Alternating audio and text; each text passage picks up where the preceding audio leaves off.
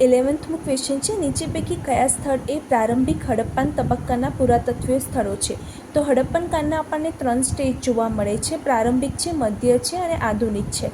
તો પ્રારંભિક જ્યારે એ ગામડામાં નિવાસ કરતો હતો એ વાળા આપણને પુરાવા મળ્યા છે. પાદરી જે ગુજરાતમાંથી મળી આવેલા છે, પાદરી ભાવનગરમાં આવેલું છે તળાજા પાસે, જ્યાંથી આપણને માટીના વાસણો મળી આવેલા છે.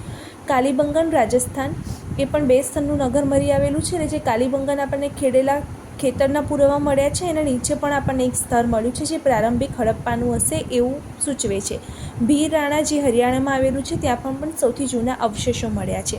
આ 3 સ્થળ સિવાય બીજા પણ સ્થળ છે. આમરી પાકિસ્તાનમાં, મહેરગઢ પણ પાકિસ્તાનમાં, રાખીગઢી હરિયાણામાં, દમ સદત બલુચિસ્તાનમાં, પનાવલી હરિયાણામાં અને ગુજરાતમાં પાદરી જે ભાવનગરમાં આવેલું છે, લોટેશ્વર અને પ્રભાસ પાટણ. આ સ્થળ છે જેટલા એ આપણને પ્રારંભિક હડપ્પન તબક્કાના પુરાતત્વીય સ્થળો તરીકે ઓળખાય છે.